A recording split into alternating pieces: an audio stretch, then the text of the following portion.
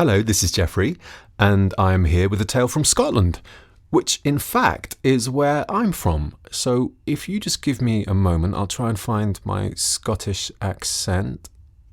Oh, there it is, right? Fantastic.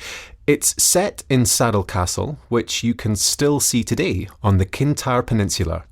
In fact, even if you can't go there, you can look up the video of Paul McCartney's song, The Mull of Kintyre, because the castle is featured in it.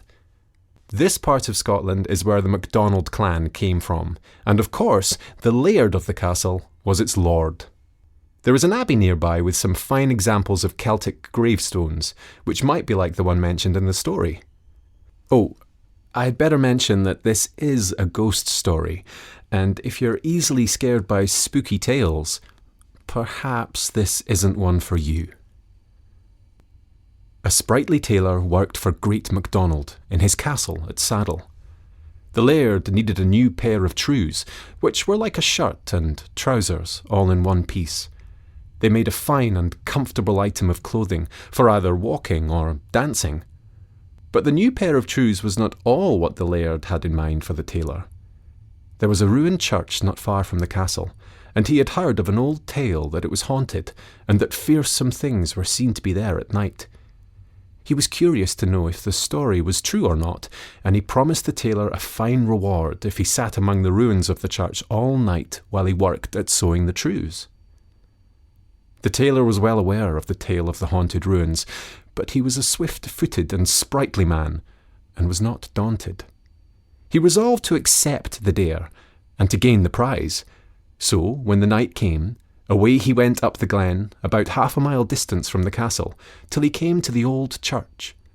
Then he chose a nice gravestone for a seat, and he lighted his candle, and put on his thimble, and set to work at the trews, plying his needle nimbly, and thinking about the gold that the laird would have to give him.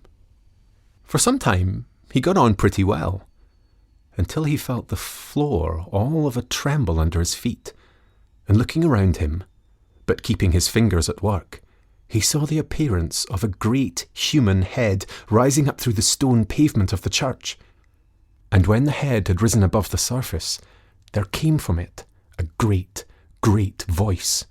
And the voice said, "Do you see this great head of mine?" "I see that, but I'll sew this," replied the sprightly tailor, and he stitched away at the trews. Then the head rose higher up through the pavement, until its neck appeared. And when its neck was shown, the thundering voice came again and said, "Do you see this great neck of mine?" "I see that, but I'll sew this," said the sprightly tailor, and he stitched away at his trews. Then the head and neck rose higher still, until the great shoulders and chest were shown above the ground, and again the mighty voice thundered, "Do you see this great chest of mine?" And again the sprightly tailor replied, "I see that, but I'll sew this," and stitched away at the trews. And still it kept rising through the pavement, until it shook a great pair of arms in the tailor's face, and said, "Do you see these great arms of mine?"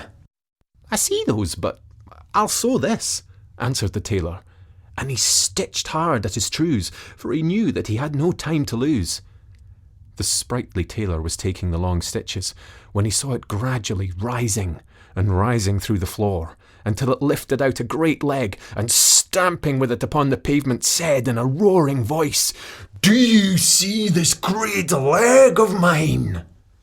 Aye, I see that, but I'll sew this," cried the tailor, and his fingers flew with the needle, and he took such long stitches that he had just come to the end of the trews when it was taking up its other leg.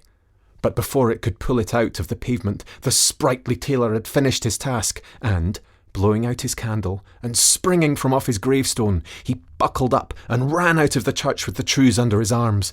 Then the fearsome thing gave a loud roar, and stamped with both his feet upon the pavement, and out of the church he went after the sprightly tailor.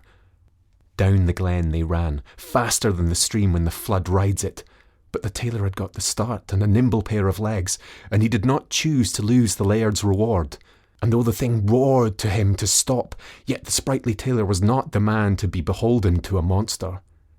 So he held his trews tight and let no darkness grow under his feet until he had reached Saddle Castle.